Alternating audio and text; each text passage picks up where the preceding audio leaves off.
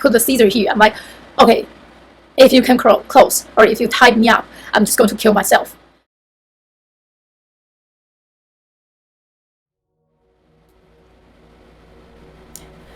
Hi everyone, welcome back to English in the City. I'm Nars.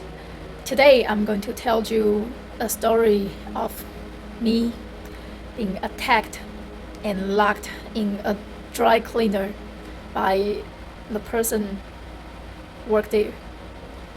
It was a bit scary and I didn't know what was going to happen, and I didn't know how long the guy was going to keep me there. I was lucky. I managed to get myself out of the situation, and I'm going to tell you how and why and what actually happened. Okay. It happened in the summer when I was 19. It was the summer vacation, and I got a job with this KTV karaoke place in Taipei. And what I did there was, we just serve people food, drink, taking orders, and after people are gone, clean up the place. Work there. The requirement was we have to wear like a white shirt, and with the white shirt, the problem is cleaning. It can get really messy. So what I normally do was after work, I just drop my shirt in a laundromat, and they will do all the cleaning, and I pick it up. People who work in the laundromat, they were quite friendly. There was this guy, regular height, not bad looking, not good looking, just regular. So he was friendly. We talked to each other, from time to time when I was there. And there was this one morning, I was on my way to work. The guy looked at me. He was like, "Hey, I think I couldn't find your shirt." He was like, "Can you help me out?" I'm like, "Yeah, sure, why not?" So before I realized it, I found myself walked into a small room in the back of the laundromat. And I started feeling weird. I'm like, okay, what's going on here? Because in the small dark room, there's nothing. And not like really nothing. I mean, stuff all over the place. And I felt something was wrong. So I wanted to leave. And the guy was right behind me. So I turned around. I looked into his eye straight. And something was wrong. I can see it from his eyes. So I was like, "Excuse me, would you let me pass?" And as soon as I say that, he pushed me. So I fell back a few steps, and I was like, shoot, what's going on here? I mean, why did he do that? And immediately I went into this panic mode. I'm like, I have to help myself here, and I want to get out of that room. So I started fighting with this guy. I tried to hit him, kick him, punch him, and you know what? That was the first time in my life I realized how strong a man is. The guy doesn't look any, much stronger than I was, but I couldn't outweigh him. And I kept trying. I couldn't go past by him even a step. I was like, okay, I have to do something else. So I look around. There were like some metal bars on the ground. So I picked one up. I was hoping that I can use that as a weapon to help me get out of the room. I picked one up. It was actually chained. So the rest of the metal bar all came up together. It was too heavy for me to handle. So I couldn't really use it as a weapon.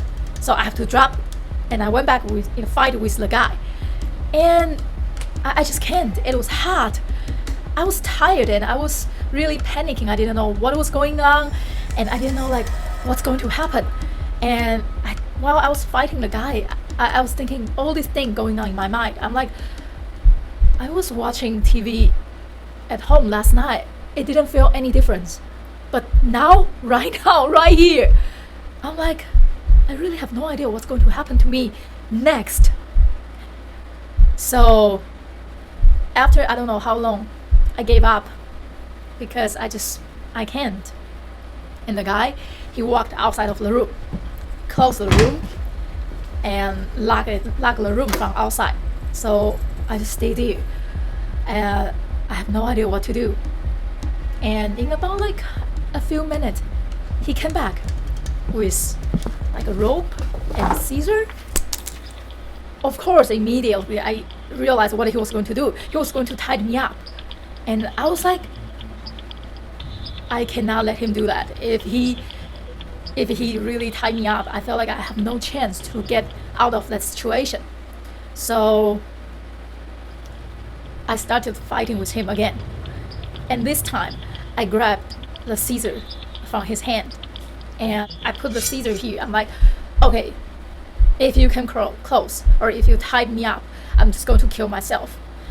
It's not really like a big like scissor. It's small, but it's enough to hurt myself. I forgot exactly what happened. There were like some back and forth. He tried to grab the scissor from my hand and I tried to hold it. So I wounded myself like around my neck here, and I didn't feel it was painful at all. And I just really tried to figure out how to help myself out. He didn't get to tie my hand, but he tied my foot together. And I was like, okay, I can manage that. I don't know why, but I feel like as long as I have my hands free, I can manage the situation. So after that, I sit down on the ground. I try to think, what can I do?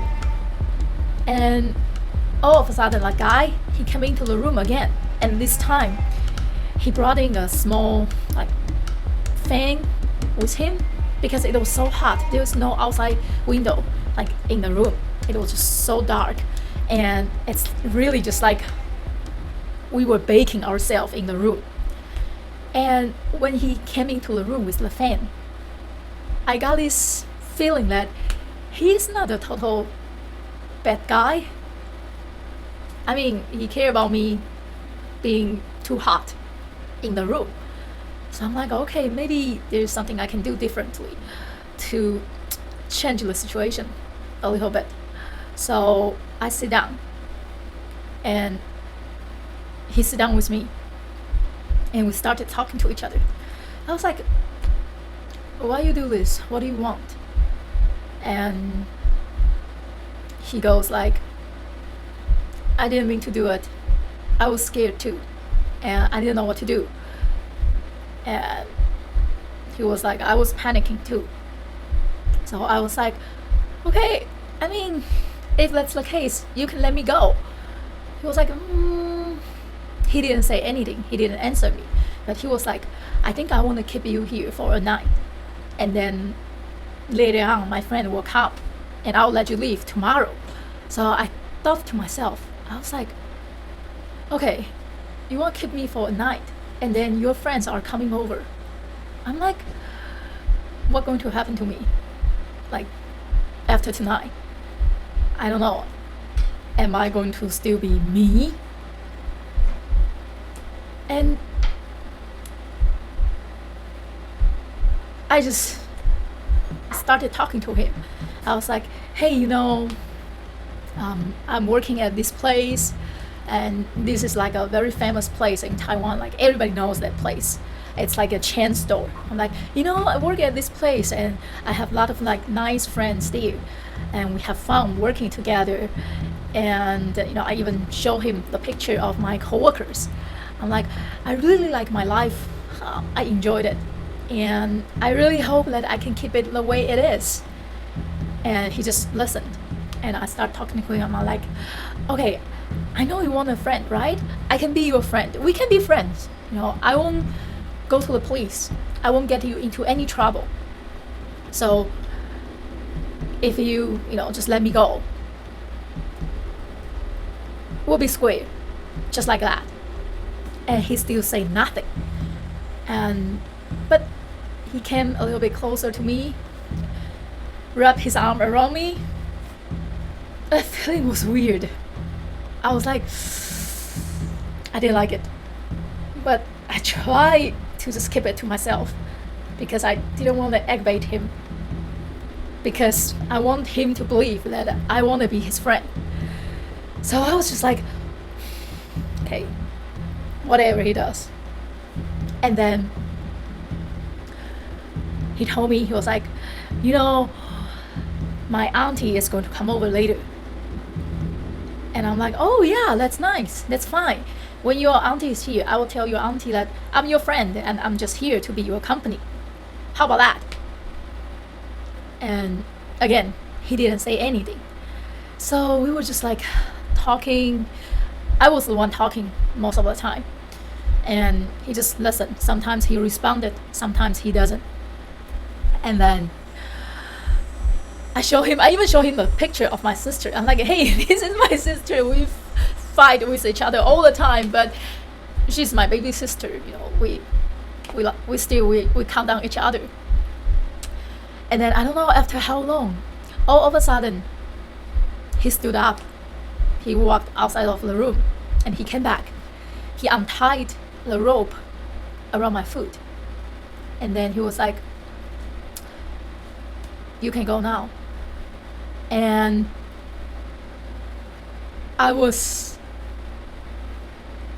happy, but I knew I had to keep it to myself.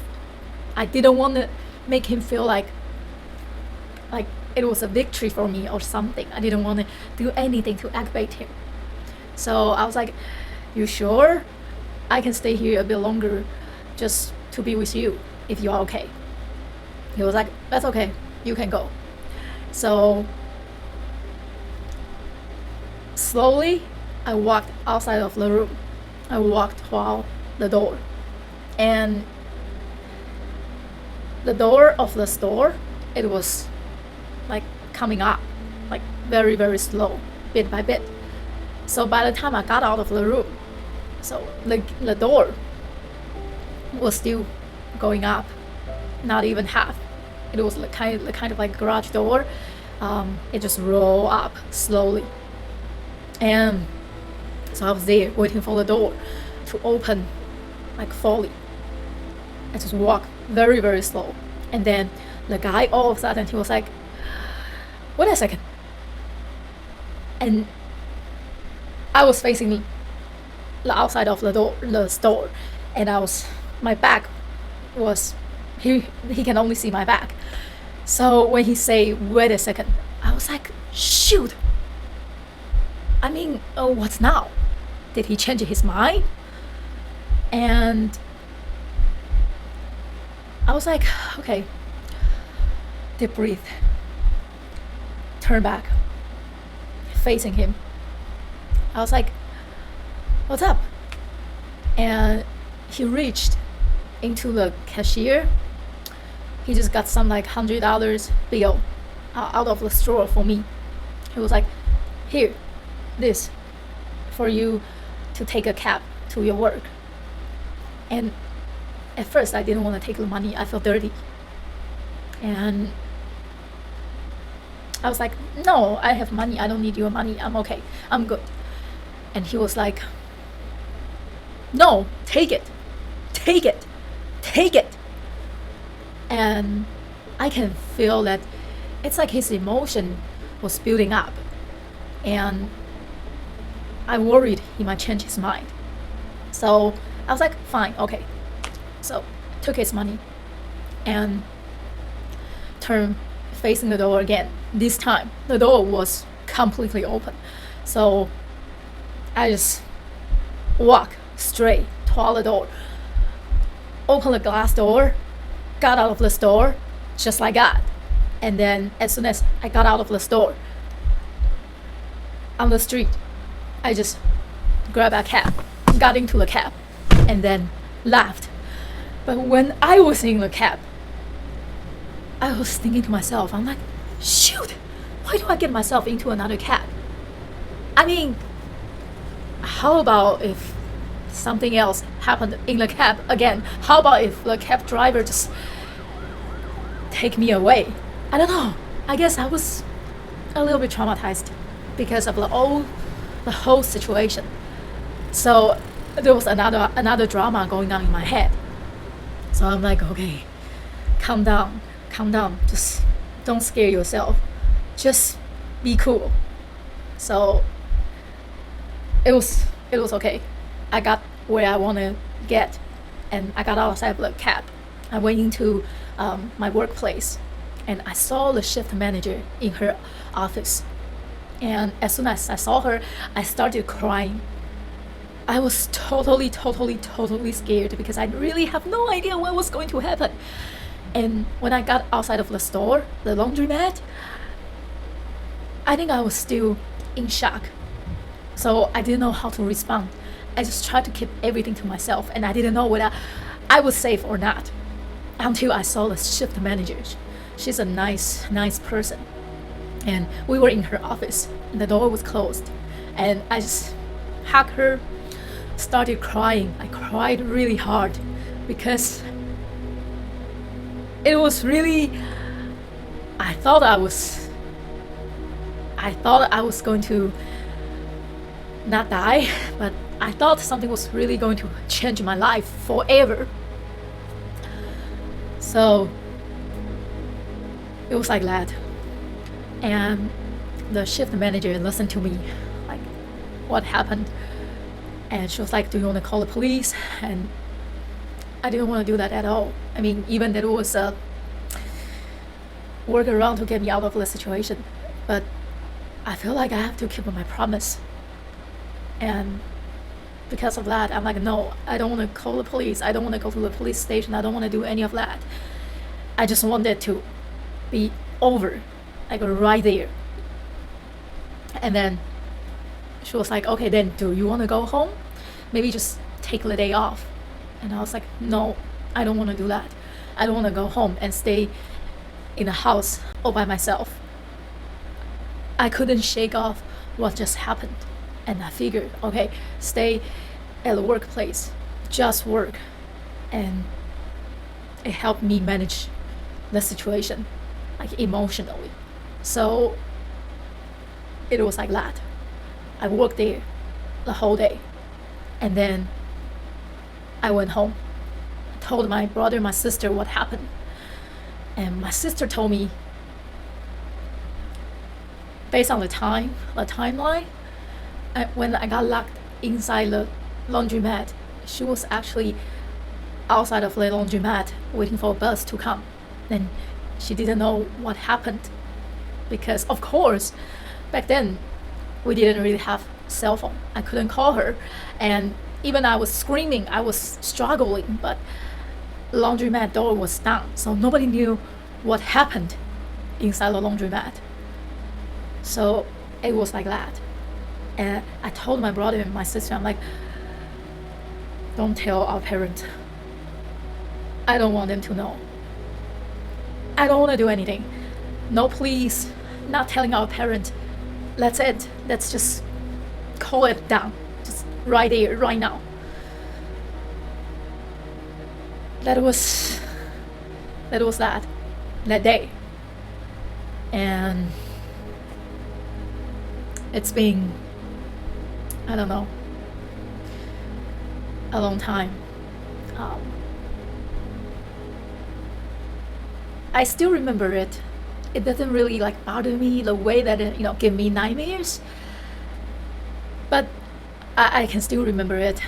I can still remember like the smell. I can still remember, like that feeling when he put his arm around me. It's just not very pleasant. But, it is the way it is. It happened. I try not to let it bother me. I try not to let it change me as who I am, as what I want to believe. I still want to believe in the good of people. And I also believe that's what get me out of the situation. So That is my story. Even with that incident, it didn't stop me from being who I am, and it didn't stop me from believing in the good of people, and it didn't stop me from taking adventures. Many of the good things happened there in my life. It's because of how I believe in people. I didn't let that scary experience stop me. I will share more adventurous experience here with you guys. If you are interested, if you want to hear more, subscribe to this channel and like this video. Okay, that's for today. Talk to you later. Bye.